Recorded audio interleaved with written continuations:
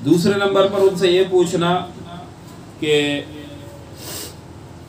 روح کس چیز کو کہتے ہیں، روح کس چیز کو کہتے ہیں، اور یہ سوال کرنا کہ پچھلی امتوں کے اندر ایک شخص تھا جس نے مشرق سے مغرب کا سفر کیا تھا، اس کا نام کیا تھا؟ اگر اس چیزوں کے جوابات دے دیے تو وہ پھر سچا نبی ہے۔ اور ایک روایت میں یہ بھی آتا ہے کہ یہاں تک کہا کہ اگر دو کا جواب دیا اور ایک کے اندر علم تفویض کر دیا اللہ کی طرف تو پھر سچا ہے، اگر تینوں کا جواب دے دیا تو پھر بھی سچا نہیں ہے۔ سمجھے بات وہ؟ تینوں کا جواب دے دیا، تینوں کے بارے میں بتا دیا، تمہیں 3 سوال بتا رہے، 3 سوالوں میں سے اگر تینوں بتا دیے اس نے تو تب بھی سچا نہیں ہے، بلکہ اس نے کئی کتابوں سے پڑھ رکھا ہے۔ اور اگر تینوں کا سوال جواب نہ دے سکا، تینوں میں سے ایک کا بھی نہ دے سکا، پھر بھی جو ہے نا وہ سچا نہیں ہے۔ سچے ہونے کی علامت یہ ہے کہ 3 میں سے 2 کا بتا دے اور ایک کا علم تفویض کر دے اللہ کی طرف۔ تو روح کے بارے میں جب سوال کیا گیا کہ یہ سالونک عن الروح قل الروح من امر ربی، تو اللہ نے فرما دی کہ آپ سے روح کے بارے میں پوچھتے ہیں تو تم یہ کہہ دو کہ روح میرے رب کا حکم ہے، روح میرے رب کا حکم ہے۔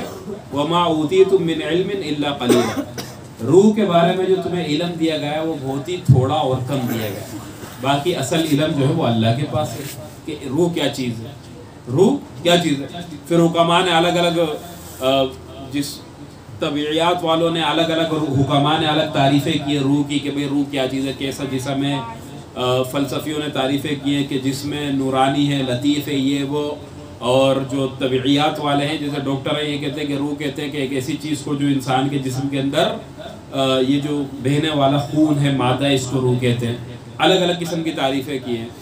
اور پھر اکثر علماء نے یہاں تک لکھا ہے کہ روح 2 ہیں، ایک روح حیوانی اور ایک روح روحانی۔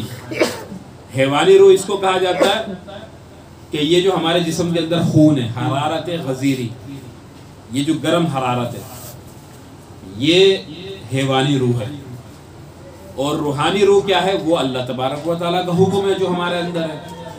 اسٹرکچر پورا برابر ہو، خون صحیح چل رہا ہو اور دل بھی کام کر رہا ہو، دماغ بھی کام کر رہا ہو، ہر چیز کام کر رہی ہوتی ہے، اچانک بیٹھے بیٹھے اللہ کا امر آتا ہے کہ بھائی نکل جا، وہ روح نکل جاتی ہے تو سب کا سب صحیح ہے، ڈاکٹر چیک کرتے رہ جاتے ہیں لیکن بندہ مر گیا، تو وہ سب کچھ صحیح ہے۔ اس کی مثال ایسی ہے کہ ایک مشین ہے، مشین، اس مشین کے اندر ایک مین پرزہ بھی ہوتا ہے۔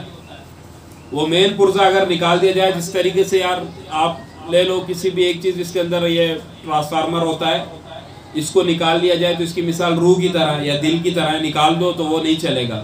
لیکن سب کچھ صحیح ہو اور بجلی نہ ہو، پیچھے سے بجلی بند ہو جائے تو پھر بھی وہ نہیں چلے گا۔ تو اس روح کی مثال بجلی کی طرح ہے، وہ اللہ تبارک و تعالیٰ کی طرف سے آ رہی ہے۔ تو اس کے بارے میں تو اللہ کے رسول نے تو صرف اتنا بتایا کہ روح جو ہے وہ اللہ کا حکم ہے، بس آتا ہے اور جاتا ہے۔ جب اللہ کا حکم آتا ہے تو روح آ جاتی ہے، اور جب اللہ تبارک و تعالیٰ کا حکم آتا ہے تو چلی جاتی ہے۔